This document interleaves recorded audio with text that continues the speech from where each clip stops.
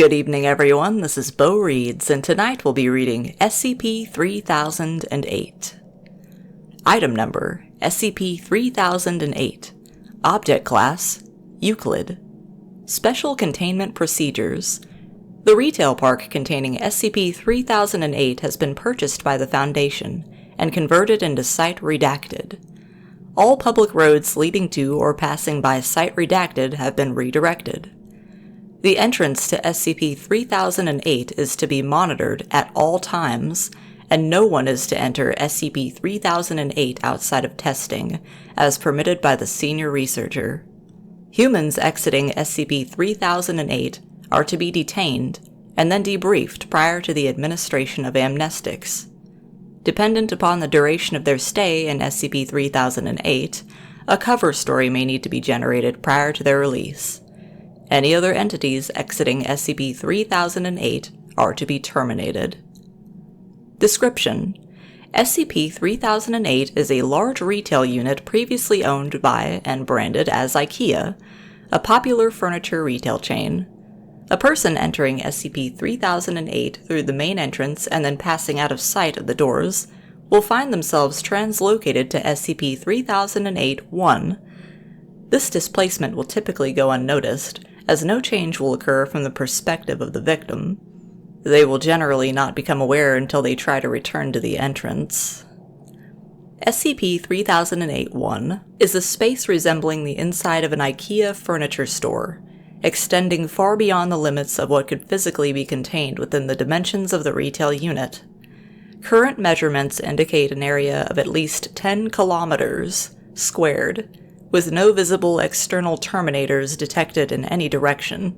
Inconclusive results from the use of laser rangefinders has led to the speculation that the space may be infinite.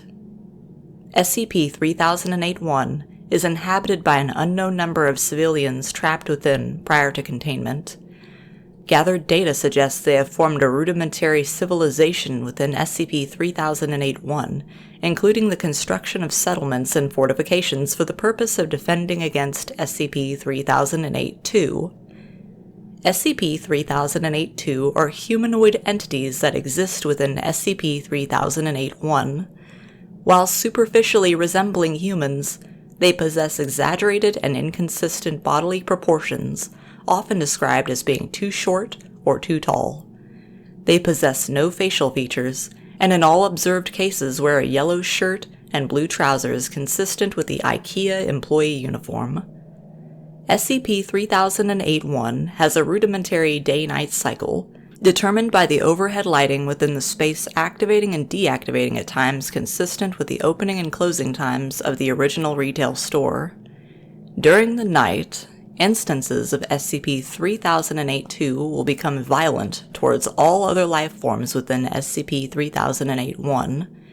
During these bouts of violence, they have been heard to vocalize phrases in English that are typically variations of, "The store is now closed.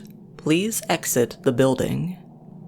Once day begins, SCP-3008-2 instances immediately become passive and begin moving throughout SCP-3008-1 seemingly at random.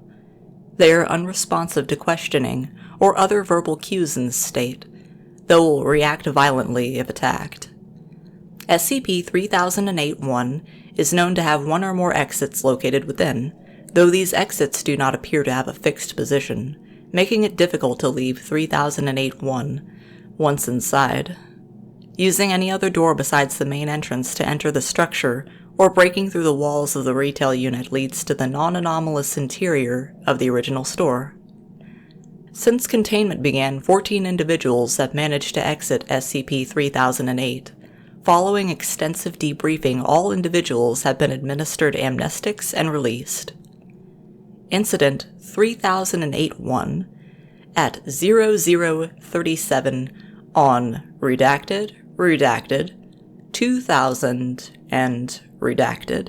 A human male exited SCP-3008, followed 10 seconds later by an instance of SCP-3008-2. SCP-3008-2 caught and killed the man before itself being terminated by armed response personnel. This incident represents the only time an instance of SCP-3008-2 has been seen exiting SCP-3008. A full autopsy on the corpse was performed. See 3008-2 autopsy log for more details. The man was carrying an IKEA-branded journal, seeming to document his time in SCP-3008-1, transcribed below verbatim. Transcription of journal recovered from Incident 3008-1. So, I'm writing this to document what I can only assume is my sudden descent into insanity. I can't possibly be that bad a navigator, and yet as I write this, I've been trapped in IKEA for 2 days. I haven't seen another person in the entire time I've been here. I thought it was a prank at first. Turn the place into a maze, get all the people out, and see how long it takes me to get lost. Then everyone has a good old laugh. Realized that wasn't the case when I tried to backtrack. Everything has changed, so I ended up lost. Instead of the exit, it was just row after row of bookcases. So, I'm trapped in IKEA. Sounds like the setup for a bad joke. The lights went out at 10 p.m. Nearly gave me a fucking heart attack. That loud electrical thunk sound, and then pitch blackness. Place is full of beds though, and my phone has a torch on it, but no damn signal. So I found a bed and went to sleep. Spent most days of the next day trying to find my way out with no luck. Did find a restaurant serving those meatballs though, so at least I won't starve. That's probably the punchline to that joke. Anyway, they were still warm and fresh, but I haven't seen anyone around who could have cooked them. Made my way back to the beds before the lights cut out again since it's too dark to search with them off. It's 9:10 a.m. now. The lights came back on a little while ago. I'm sure I've searched the entire area around where I came in now, and the exit obviously isn't here, so I'm going to pick a direction and hope for the best. Day 3 of my magical IKEA mystery adventure. If I wasn't sure that there was something seriously weird about this place before, I am now. Walked for 3 hours in a more or less straight line. Insert IKEA joke here. Before I came across a ladder next to one of those huge stock shelves they have here. Climbed up to get my bearings, and it looks like this place just stretches on forever. Like that scene from The Lion King, except instead of trees and grass, it was all shelves and tables and crap. I did see a person moving not too far away though, so I headed over. Thought it was a staff member at first. It was wearing the uniform. And hell, maybe it was. Maybe freakish 7-foot-tall monsters with long arms, short legs, and no faces are just the kinds of thing they want working at Super IKEA. Damn thing completely ignored me, though. And with no eyes or ears, I can't even be sure it knew I was there. Thought about shoving it or something to get its attention, but its hands were big enough to crush a watermelon, so I decided against it. It just kept moving along, and eventually I lost sight of it, so I decided to carry on the way I was going. Anyway, no comfy bed for me tonight. Looks like I've entered the improbably hard and pointy table section of the store. Guess I'll have to make do with some bunched up tablecloths. Phone battery died during the day too. Didn't work anyway. But I feel like I've just lost some vital lifeline. You ever see one of those cartoons where they're going through doors in a hallway and they just pop out of another door in the same hallway? That's how I feel right now. I've seen nothing but the same identical bookshelf for 2 days now. Just row after row after row of them. I mean, come on. I love books as much as the next guy, but this is excessive. I'm obviously still moving forwards, though. I can see the signs hanging overhead passing by. Too bad none of them say exit. Not sure who I was addressing that question to. Let's just say it was practice for the autobiography I'm going to write when I get out of here.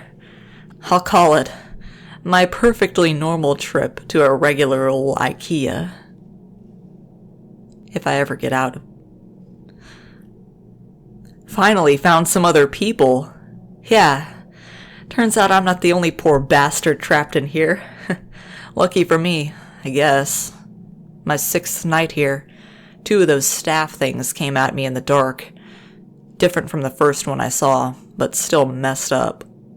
Heard them coming. They were saying that the store was closed and I had to leave the building. All nice and polite like. I'm not sure which part of that was weirder. That they don't have mouths, or that they were apparently trying to kill me while they were saying it. Came at me like rabid dogs. So, I legged it, sprinting through IKEA in the dark like a fucking madman. I saw it when I cleared another stand of those giant stock shelves, all lit up with torches and floodlights. They've built a whole town in here. Got a massive wall built out of shelves and beds and tables and whatever else. I swear to God, it was the most beautiful thing I've ever seen. Anyway, I guess they saw me coming, or maybe they heard my girlish, manly bellows of fear, because they had a gate open and 2 people were waving me in. Heard the staff things slam into the gate behind me after it closed, still politely informing us all that the store was now closed. They wandered off eventually, though. They call the town Exchange, because that's what's on the sign hanging from the ceiling directly above it. Exchange and returns. All lit up against the night using lights they found and plugged into the power lines. And there are beds and food and people. Over 50 wonderful people, with regular-sized limbs and a full set of facial features.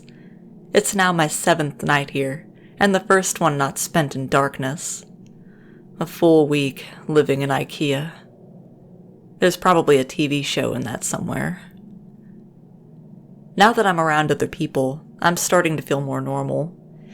Maybe normal isn't the word, but after a week with only the sound of my own footsteps for company, I was becoming increasingly sure that I'd just gone nuts.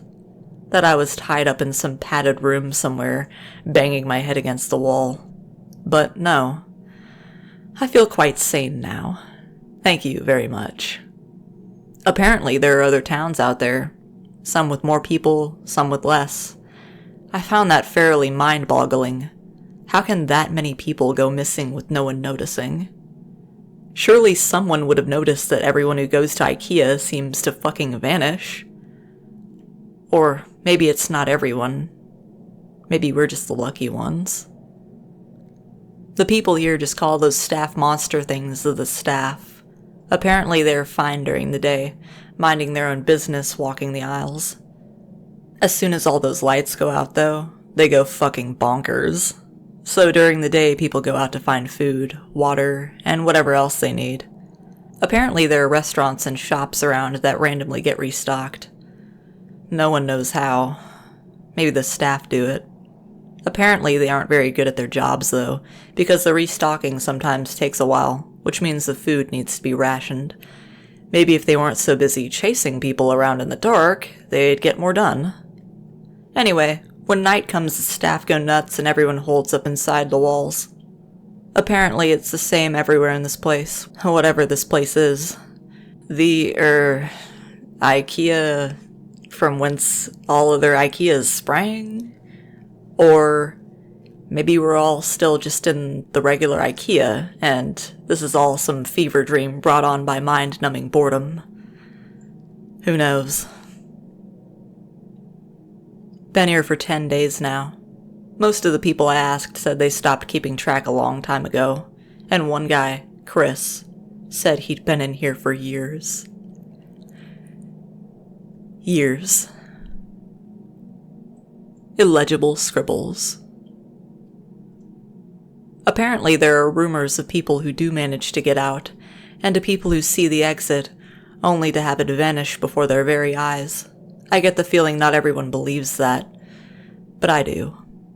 Explains how we got stuck in here in the first place. Sort of. And I mean, come on.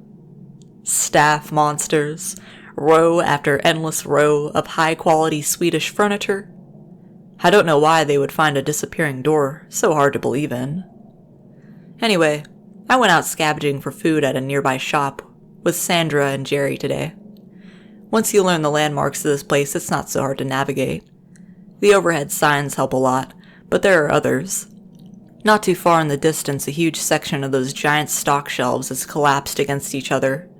And way off in the east, we all assume it's east anyway, apparently IKEA doesn't sell compasses, is some kind of tower that looks like it's made of wood, reaches all the way to the ceiling. Maybe they were trying to break out through the roof.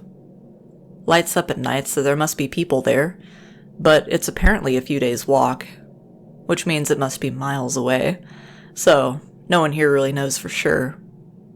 Apparently, I got incredibly lucky sleeping out in the open for a week without getting ripped to bits by the staff. That's me. Lucky, lucky, lucky. We found some food in the shop. Guess the staff restocked it during the night, which was nice of them. There was a telephone on the wall, so I figured I'd try it out. There was a voice on the other end, but they were just talking nonsense. Random words strung together with no real meaning. You ever see a video of someone with aphasia? Kinda sounded like that. Didn't answer me when I spoke to them anyway. Sandra says all the phones in here are the same. Oops, asking the journal questions again. I was thinking last night. The ceiling on this place is pretty high, and as far as anyone can tell, it goes on forever. Shouldn't there be some kind of weather in here? I'm sure I read about some NASA building that was so big it had its own weather patterns, with clouds and stuff. This place is definitely bigger than that, but now that I think about it, I'm pretty sure I've never felt so much as a temperature change in here.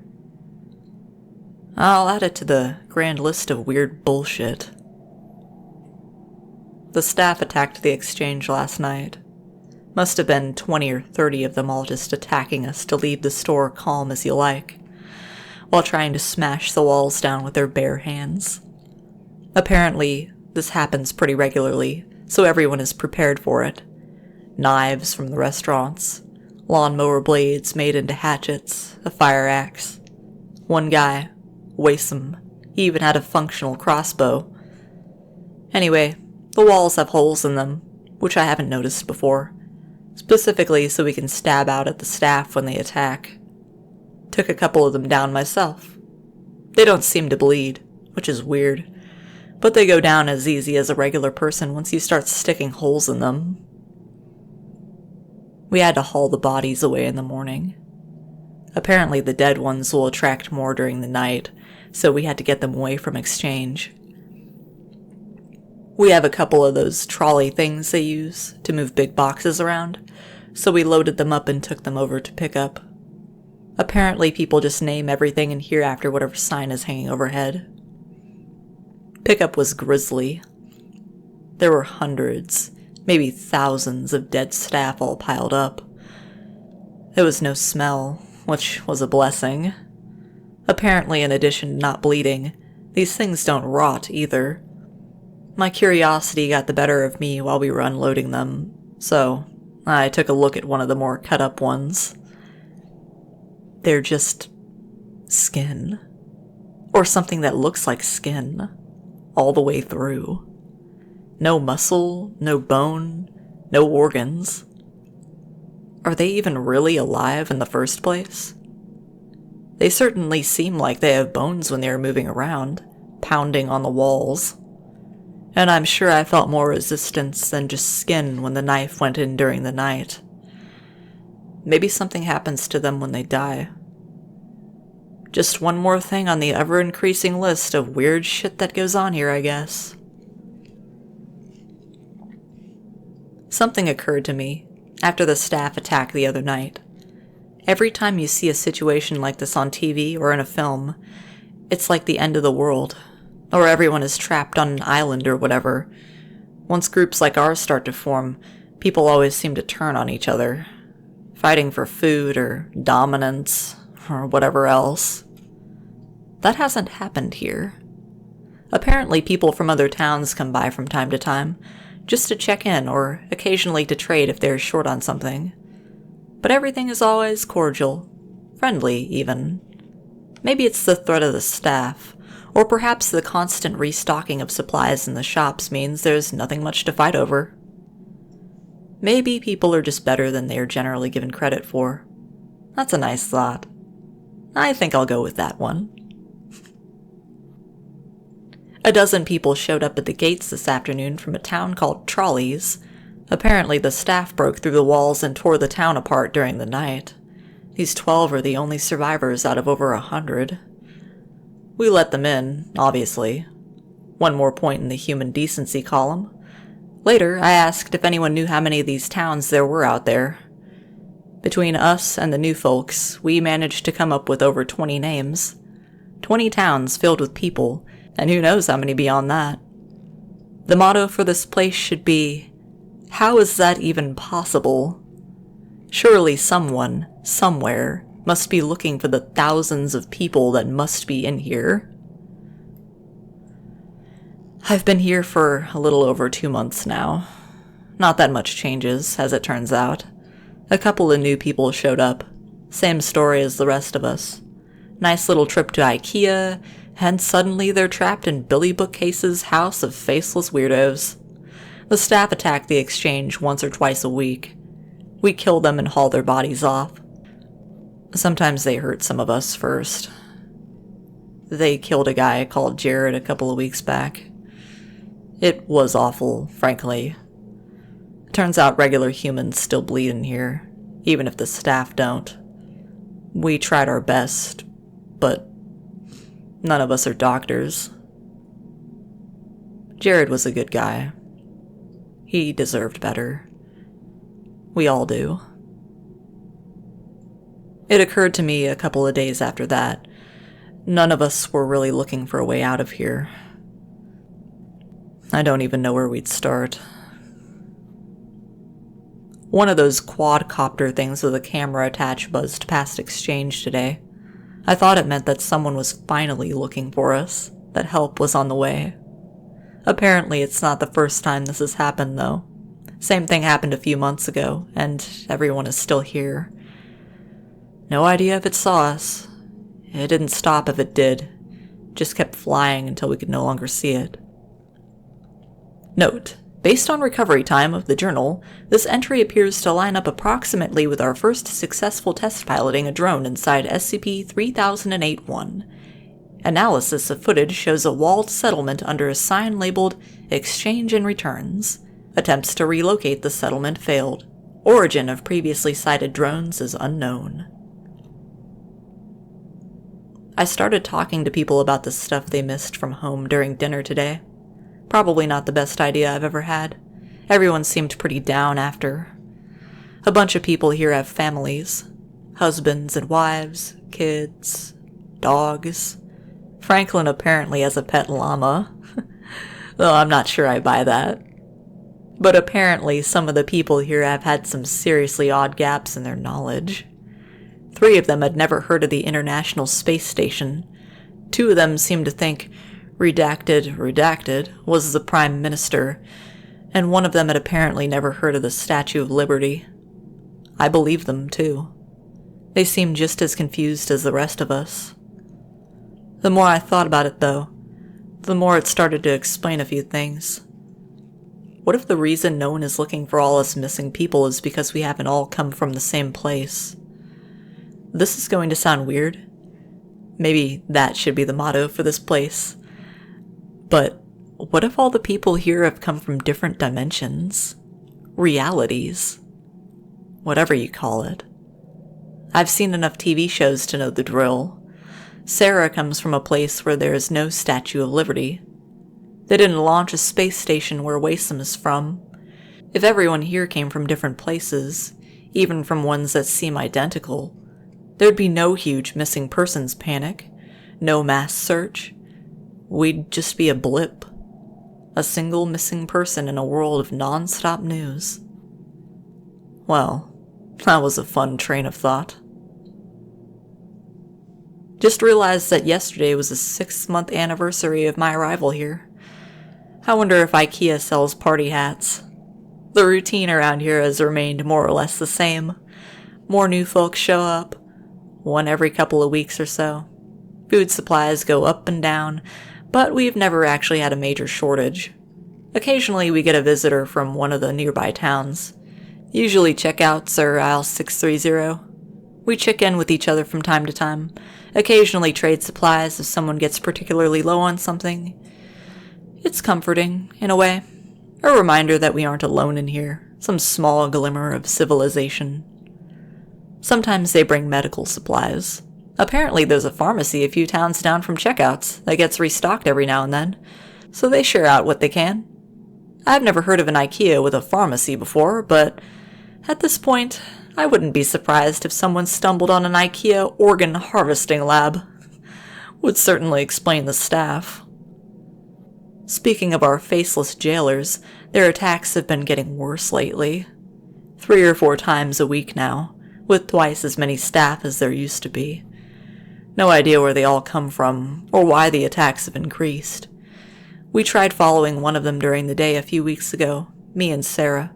Wanted to see if they lead back to a staff room or something. Didn't seem to go anywhere though.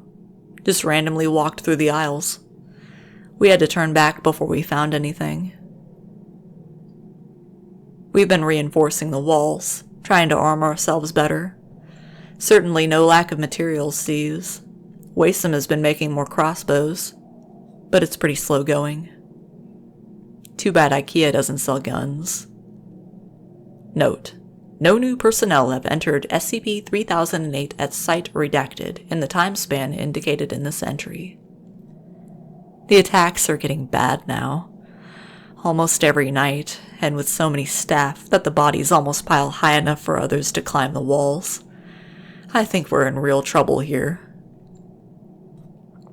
I think exchange is done.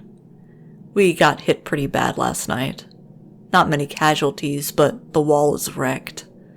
We finally figured out why the attacks had been escalating too. A box of supplies had a chunk of one of the staff in there. No idea how it happened, but apparently a piece of one will draw them as well as a full body. Too late now in any case. There's too many bodies for us to haul away and still have time to fix the wall before night. Candace has called a meeting. I suspect there will be talk of abandoning exchange. Maybe try and get shelter at checkouts or something. It's already getting late, though. I don't think we'll have time to make it. Maybe some of us will. I was fine for that first week out in the dark, after all. But then, how often can I keep getting lucky? I'm only writing this for a sense of closure, I guess. For me, or for anyone who finds this. If this is the final entry here, I hope whoever is reading this is doing so from outside of this place. My biggest fear? If I do die tonight, I'll just wake up here again in the morning. Note: this is the last entry. It is assumed that while attempting to reach the checkout settlement, he was separated from the rest of his group by a pursuing SCP-3008-2 instance and happened upon the exit.